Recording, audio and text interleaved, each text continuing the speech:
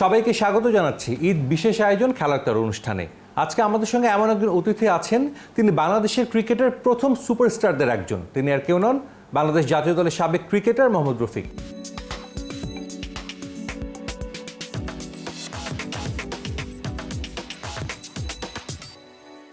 রফিক ভাই, আপনাকে স্বাগত জানাচ্ছি। ঈদ মুবারক। ঈদ মুবারক। সালাম। ওয়ালাইকুম আসসালাম। রফিক ভাই, যেটা বললাম, বাংলাদেশের ক্রিকেটের প্রথম সুপারস্টার, আপনি ক্রিকেট ছেড়েছেন অনেক দিন হয়ে গেছে, এখনও আপনার তারকা খ্যাতিটা কিন্তু রয়ে গেছে। আমরা দেখি যেখানে আপনি যান, মাঠে বা অন্য সব জায়গায় আমরা দেখেছি যে দর্শকরা এখনও আপনাকে চিনে যান এবং আপনার সঙ্গে ছবি তুলতে চায় এবং আপনার সঙ্গে কথা বলতে চায়। এতদিন ক্রিকেট ছাড়ার পরও দর্শকদের এই ভালোবাসাটা এখনো পেয়ে যাচ্ছে না। আলহামদুলিল্লাহ, দেখেন এটা উপরে আল্লাহর দান একটা। আর সবচেয়ে বড় যে দেশে ক্রিকেটের জন্য কিছু করেছি, আজকে জনগণ আমাকে চিনে। তা আজকে দেখেন আমাদের পরে কিন্তু অনেক প্লেয়ার আসতে যাচ্ছে, কে কাকে চিনে। তা আলহামদুলিল্লাহ, যদি এখনও রাস্তায় নামি বা খেলা দেখতে যাই, অনেক মানুষ চিনে, দেখলে একটা সালাম দেয়। তো এটা কিন্তু সত্যি কথা কি টাকা পয়সাতে হয় না, এটা আল্লাহ তাআলার একটা দান জিনিস। তা আমি আল্লাহর কাছে শুকরিয়া আদায় করি যে এরকম একটা পর্যায়ে নিয়ে গেছে। রফিক ভাই, আপনি যেহেতু ঈদের আয়োজন, ঈদ নিয়ে একটু কথা বলতে চাই। শুরুতেই ঈদের দিনটা আপনার কেমন যায় বা কি করেন, দিনের শুরুতে কি হয়, আশেপাশে সবাই তো আপনার পরিচিত। ঈদের দিনটাই হলো কি রাত্রিতে প্ল্যানিং করি যে কোন পাঞ্জাবিটা পরবো, কারণ ছেলেরা নিয়ে আসে, আমার শ্বশুরবাড়িতে আসে, আমার দুই মেয়ের শ্বশুরবাড়িতে এখনো পাঞ্জাবি আছে মাশাআল্লাহ আসে। আমাদের কেন যে আমাদের ঢাকার এটা দিবেই, ওই যে জামে যে একটা শব্দ এটা আছে, যে জামাইয়ের কাপড় দিতে, জামাই আদর, হ্যাঁ এটা থাকবে। নামাজ পড়ে এসে সবাই, আমার আত্মীয় স্বজন যারা আছে সবার বাসায় আমি দেখা করতে যাই, তারা দেখা যায় অনেক আদর করে, ভালো করে, যে স্বামী খাও এটা কর। তা আমি মনে করি যে এই মিলন মেলা, এই মহব্বতটা কিন্তু এই রোজার মাসটায় আসে এবং এই ঈদের সময়টায় আসে। তো এটা কিন্তু সত্যি কথা কি মানুষের ভিতরে এই জিনিসটা সবাই থাকা উচিত, যে সবার সাথে মিলে থাকা। রফিক ভাই, আমরা তো জানি ঈদের দিন নিশ্চয়ই সবাই চায় যে একটু পছন্দের খাবার রান্না করে খেতে। ভাবি আপনার জন্য ঈদের দিন স্পেশাল কি রান্না করেন? না, আমাদের পুরো ফ্যামিলি, আমাদের যে গোষ্ঠী আছে সবাই আমরা এই প্রথম তো স্বামী খাবো, তারপরে খিচুড়ি আর গরুর মাংস, এটা বোনা, এটা হবেই। এটা আমাদের প্রত্যেক ফ্যামিলির যত আছে আমাদের গোষ্ঠীর ভিতরে, কেন যে সবার বাসায় এটা এই একই আইটেম থাকবে। এই পোলাওটা আমরা খুব কম পছন্দ করি, বাট এই খিচুড়িটা লাগবে। খিচুড়িটাই ওই টাইমের আপনার এই পোলাওর মতো শুকনা পাক করবে, বাট আমাদের এই আইটেমটা থাকবে। তা আমাদের পুরনটা অনেক দেখবেন এই খাবারটা বেশি পছন্দ। যখন আমরা ছোট থাকি তখন ঈদের আনন্দ একরকম থাকে, নিজে নতুন জামা পাবো, সালামি নিব। যখন আমরা বয়স বাড়তে থাকে তখন সেই আনন্দটা একটু পরিবর্তন হয়। যেমন আপনার নাতি আছে, আপনার ছেলেরা আছে, আপনার মধ্যে তো নিশ্চয়ই পরিবর্তনটা হয়েছে। আগে একরকম ছিল, এখন দেখেন অন্য জায়গায় কি জানি না, বাট আমরা পুরান টাউনের লোকগুনা এখন আমি মনে করি, আমি জন্মের পরতে যেভাবে দেখছি ঈদটা আসলে সেইভাবে হয়। ওই আপনার যে কাপড় চোপড়, যে আত্মীয়স্বজন দেওয়া দেবে, আমারটা যে সেমই থাকে। প্রায় 20 বছরেরও বেশি সময় আপনার লম্বা ক্যারিয়ার ছিল, নিশ্চয়ই অনেক ঈদ আপনি এরকম পরিবার ছাড়া করেছেন, নিশ্চয়ই অভিজ্ঞতা হয়েছে এরকম। হ্যাঁ, অনেক জায়গায় হয়েছে। যেমন আপনারা বলেন 2003-এ, তখন তো আমরা কিন্তু সাউথ আফ্রিকা ছিলাম ওয়ার্ল্ড কাপ। তখন আমাদের ওয়ার্ল্ড কাপের আগে আমরা ইন্টারন্যাশনাল ম্যাচ ছিল নামিবিয়ার সাথে, তো ওখানে কিন্তু আমরা ঈদ করেছি, কোরবানি ঈদ ছিল। তো এরকম অনেক জায়গায় হয়েছে, লন্ডনও ছিল বোধহয় একবার। বাট একটু খারাপ লাগে যে ফ্যামিলির কাছে নাই, এইটাই। এছাড়া আমার দেশ আমাকে পাঠিয়েছে এখানে দেশের পতাকা তুলে ধরার জন্য। পুরো মাইন্ডটা কিন্তু আমাদের স্পোর্টসের ভিতরে থাকবে। ওপেনিংয়ে আপনার ক্যারিয়ার শুরু হয়েছিল, শুরুর দিকে ওপেনিং করতেন বেশ কিছু ম্যাচ, ইন্টারন্যাশনাল এবং আইসিসি ট্রফির ফাইনালও আপনি ওপেনিং করেছিলেন। ওপেনিংয়ের এই প্ল্যানটা কাটছিল, পরবর্তীতে এটা কেন আর কন্টিনিউ করলেন না? এটা যখন আমরা আইসিসির জন্য আমরা ট্রেনিং করি বিকেএসপিতে, তো গর্ডন গিলসি বলছে আমারে যে তুমি তো ব্যাটিং পাও না, 8-9 ব্যাটিং করো, যে আমাদের যেসব ব্যাটসম্যান আছে এরা তো লং সময় ব্যাটিং করে, তো তুমি কালকে আসো, আমি আগে তোমাকে নিয়ে যাব। তো তখন আমরা 1 নম্বর মাঠ ছিল, তখন কিন্তু 2 নম্বর মাঠ ছিল, পিছনে মাঠ ছিল না, তখন ওইটা পুরো জঙ্গল। তো গর্ডন আমাকে ব্যাটিং দিত, নতুন বল দিত, আর বাচ্চাদের প্রত্যেক বলেই মারতাম ওই সোজাসুজি, ওই হ্যাঁ, ওই যে ওই সাইডে এখন স্কুলগুলো আছে, ওই স্কুলে চালে যা পড়তো। তো ওখান থেকে কিন্তু আমার আরম্ভ হওয়া। আইসিসি যে আমরা কাটালো হলো, তাই তখন গর্ডন গিলস বললো যে প্র্যাকটিসে যেটা করছো এটা করলে জিততে পারি, তুমি যদি ভালো খেলো। আইসিসি ট্রফির ফাইনালে, হ্যাঁ, প্যাড পরে নকিং করে, তখন তো আমার পা ভাঙা, তাই খোঁড়া করে তোর করে না, 1 রান কম নেবি, দাঁড়া মারবি খালি। আমি ঠিক আছে, এখন এই যে আরম্ভ করলাম। তারপর তো আলহামদুলিল্লাহ আমরা চ্যাম্পিয়নও আসলাম। ইন্ডিয়া আমাদের একটা অফার দিল, যে Kenya, Bangladesh, India Try nation, হ্যাঁ। One day tournament. তো ওখানে আমার ওপেন দিল, যেটা বাংলাদেশ প্রথম ওডিআই জিতলো। তো ওখান থেকে জীবন আরম্ভ হলো, ওটা আমি 77 করলাম। তো এই আরম্ভ হলো, তারপরে কেন জানি ওরা আবার আর ওই জায়গাটা দিল না।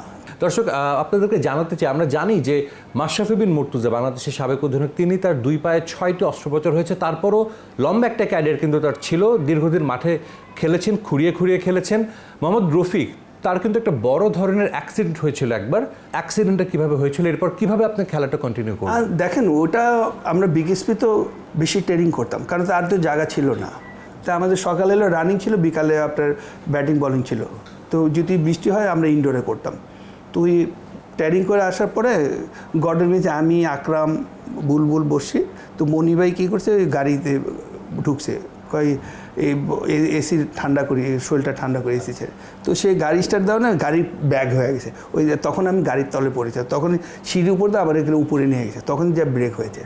তখন আমার পা নিচে ওই চাপে আমার পা ভেঙে গেছিল। মানে খুব অল্প সময়ের মধ্যে তো আবার আপনার আইসিসি ট্রফি খেলতে গেলেন, মানে রিকভার করলেন কিভাবে? বা আমি বাসায় তো আমার তো ব্যান্ডেজ করা। তো ওই গর্ডন গিয়ে আসলো বাসায় লিপুবাই নিয়ে। তো ওখানে বললো দেখো রফিক, হয়ে গেছে, এখন তোমার আরও সময় লাগবে, বাট তুমি টিমের সাথে, আমি চাই টিমের সাথে আসো, তুমি ওখানে থাকো, তারপর আমরা দেখব। তুমি যদি মনে করো যে পারবা, আর না পারলে তুমি অসুবিধা নেই। এই পা ভাঙালে ব্যান্ডেজ খুলালাম, ব্যান্ডেজ খুলে আবার পাতলা ব্যান্ডেজ করে দিল, এই মালয়েশিয়া গেলাম। তো তার মানে আপনি পুরো আইসিসি ট্রফিটা খেলেছিলেন ভাঙা পা নিয়ে, মানে পা পুরোপুরি রিকভার হয়নি? তখন তো আমার হয়তো 15 দিন বা 20 দিনও হয়নি। জোয়াদ ভাই না কি ছিল, একটা ফিজিও আবহানিতে থাকতো, ওই লোকটা খুব ভালো কাজ করেছে। ওই লোকে এরকমভাবে প্লাস্টার করে দিত, জুতা কেটে পা ঢুকে, মানে বলছে যে তুমি গালিতে ক্যাচিং পজিশন দেওয়া থাকবা, কোনো দৌড়াদৌড়ি করবা না। হ্যাঁ, তো এইভাবে আইসিসিটা খেলেছি। আজকে যদি গর্ডন গিয়ে আমার বাসায় না আসতো, আমাকে না নিয়ে গেতো, আমি বলতে পারি গ্যারান্টি দিয়ে যে আইসিসি বাংলাদেশ ওই সময় চ্যাম্পিয়ন হতে পারতো না। সবাই আপনাকে জানা বাঁহাতি স্পিনার হিসেবে অনেক রেকর্ড করেছেন, কিন্তু আপনার ক্যারিয়ারের শুরুটা হয়েছিল কিন্তু একজন পেস বোলার হিসেবে। দেখেন, এটা তো অনেক পিছনের ব্যাপার। আমি যখন বাংলাদেশে ক্রিকেটে আরম্ভ করি, ফাস্ট বলার ছিলাম। আর তখন তো দেখেনি, মাশাল্লাহ অনেক জোরে বল করতাম, মানে চিন্তার বাইরে। আর তখন তো টার্ফ ছিল না, ম্যাট ছিল। যেমন টার্ফটা ছিল যে আপনার ধানমন্দির মাঠটা টার্ফ ছিল, আর বঙ্গবন্ধু স্টেডিয়ামটা টার্ফ ছিল। আর যত মাঠ ছিল আপনার ম্যাটে খেলা হতো। তখন আমরা যখন থার্ড ডিভিশনে খেলতাম, তখন ম্যাটে খেলা ছিল। এটে আমাদের ঢাকা লিগ খেলা আরম্ভ হলো, বাংলাদেশ বিমান। তো বিমান ওদের সাথে খেলতেছি, তো দেখা যায় ফাস্ট বল করি, ওই করলাম, ফাস্ট বলে প্রথম খেললাম। পরে সুপার লিগটা এরকম আসছে যে আমরা যদি হেরে যাই রেলিকশন খেলবো, আর জিতলে আপনার সুপার লিগ খেলবো। তো তখন কী করলো, ওয়াসিম হায়দার নিয়ে আসলো। তখন ওয়াসিম হায়দার কিন্তু আপনি পাকিস্তানের বিশ্বকাপের প্লেয়ার। আর পরের দিনকে খেলা ব্রাদার্সের সাথে। তা আমরা প্র্যাকটিস করতে নিয়ে গেছে আপনার ধানমন্দির মাঠে, ওই মাঠে খেলা হবে, ওখানে আমরা প্র্যাকটিসে। তো ওয়াসিম হায়দারের নকিং করবো, দুইজনের পার্টনার। তো ওই স্পিন বল করতে বলতেছে, যে এখানে জোরে বলতো না ঘাসের ভিতরে, তুমি স্পিন করো। তো আমি স্পিনের মতন করতেছি। তো করতে করতে প্র্যাকটিস শেষ হলো। তাই তখন শানু ভাই ক্যাপ্টেন। তখন তো 40 ওভার খেলা হতো। তো ওখান থেকে 40 ওভারে তো প্রথম 3-4 ওভার ফাস্ট বল করলাম সুপার লিগে প্রথম ম্যাচে। পরে করলে বসলাম, পরে দেখলাম চেঞ্জে নিয়ে আসছে।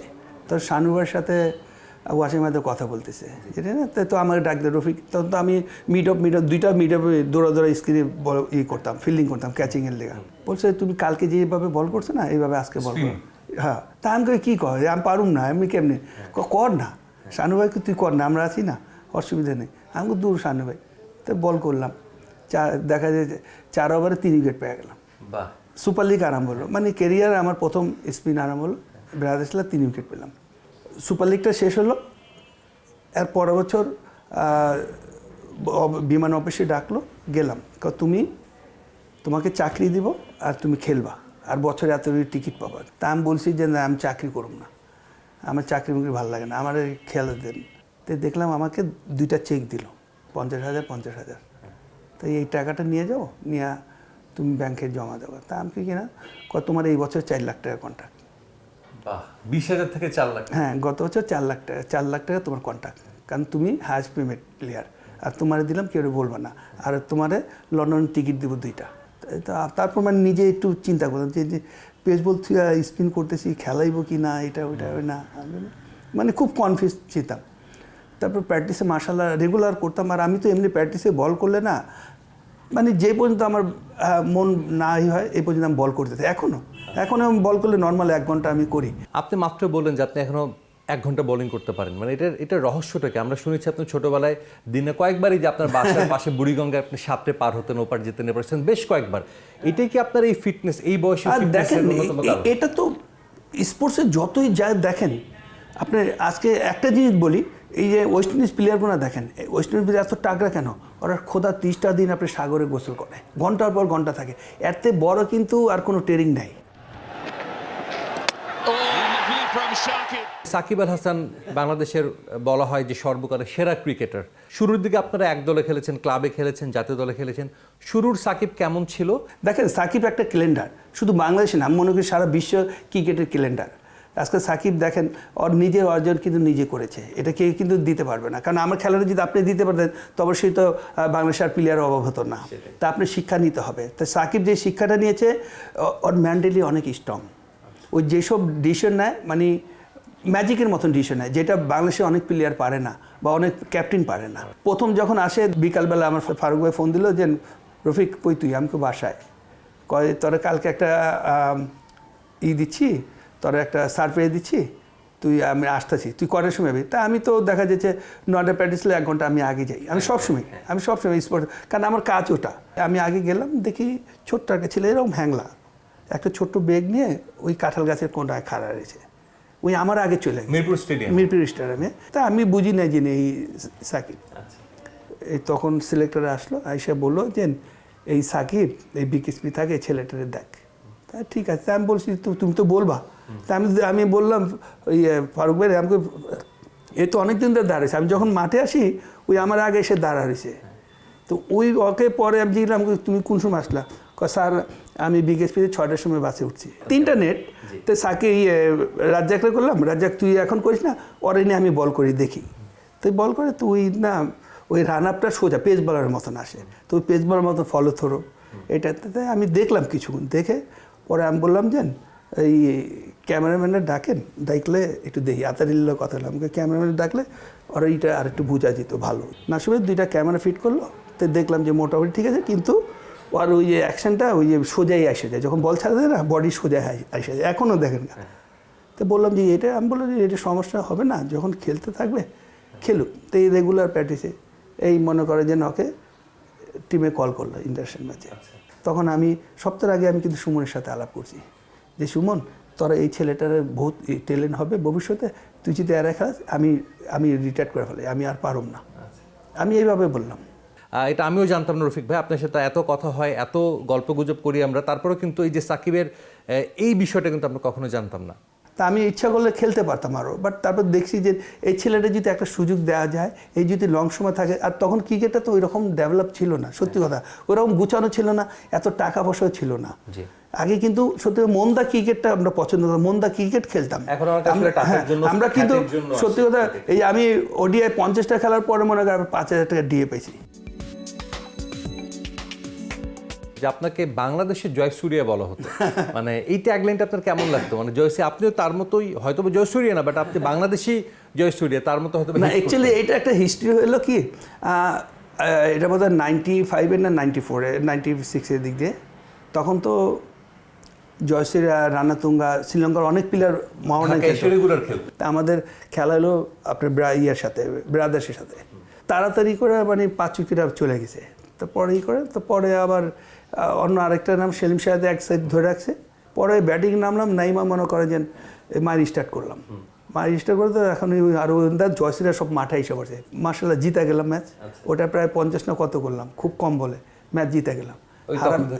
হারাম ম্যাচ জিতে গেলাম। এই জয়সূরিয়া গলাগলি ধরে ছবি তুললো টিঙ্কু ভাই, ওইটা পেপার ছাড়লো, জয়সূরিয়া বললো যে সেকেন্ড জয়সূরিয়া। বাংলাদেশের প্রথম বোলার হিসেবে ওয়ানডেতে 100 উইকেট পেয়েছেন, টেস্টে 100 উইকেট পেয়েছেন, এবং বাংলাদেশের প্রথম ওয়ানডে ম্যাচ জয়, টেস্ট ম্যাচ জয় এবং টি20 ম্যাচ জয়ের একমাত্র মেম্বার আপনি। তারপরে কি আপনার মনে হয় যে আপনাকে যেভাবে মূল্যায়ন করা উচিত ছিল সেটা কি হয়েছে? বাংলাদেশের ক্রিকেট বা ক্রিকেটে যারা হর্তাকর্তা রয়েছে তারা কি আপনাকে সেভাবে মূল্যায়ন করে? দেখেন ওই কথাটা আমি বলবো না, আল্লাহ যা করে ভালোর জন্য করে, কিন্তু জনগণ তো আমার মূল্যায়ন দেয়। ওইসব লোক না দেখে। আজকে দেখেন ওইসব লোক মূল্যায়ন দেন, আজকে ওইসব লোক কোথায় আছে, আমি কোথায় আছি। আপনার এক সময় ক্রিকেট খেলেছেন, বাংলাদেশের ক্রিকেটকে একটা পর্যায়ে এনেছেন, এখন একটা পর্যায়ে আছে। এখান থেকে আসলে আপনি কি দেখতে চান, বাংলাদেশের ক্রিকেট কই যাবে, কোথায় দেখতে চান বাংলাদেশের ক্রিকেট? দেখেন আমি মনে করি যদি এখন যদি চিন্তা করেন, দেখা যায় 20 বছর পিছনে আছে বাংলাদেশ ক্রিকেট।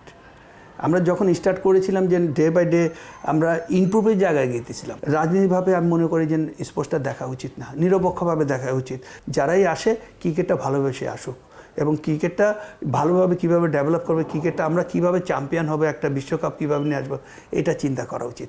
অবশ্যই, অসংখ্য ধন্যবাদ রফিক ভাই আপনাকে। এবং আমরা প্রত্যাশা করছি যে আপনি যেভাবে দেখছেন, আপনার ভিশনটা যেরকম বা আপনার যেভাবে চান যে দেশের ক্রিকেটটা এগিয়ে যাক, অদূর ভবিষ্যতে সেটা অবশ্যই হবে এবং বাংলাদেশের ক্রিকেট এগিয়ে যাবে। আপনাকে অসংখ্য ধন্যবাদ। আপনাকেও ধন্যবাদ এবং দেশবাসীকে ঈদ মোবারক। দর্শক, আমরা এতক্ষণ কথা বলছিলাম, আমাদের সঙ্গে ছিলেন বাংলাদেশ জাতীয় দলের সাবেক ক্রিকেটার কিংবদন্তি মোহাম্মদ রফিক। সবাইকে ধন্যবাদ জানাচ্ছি, সঙ্গে থাকুন সময়।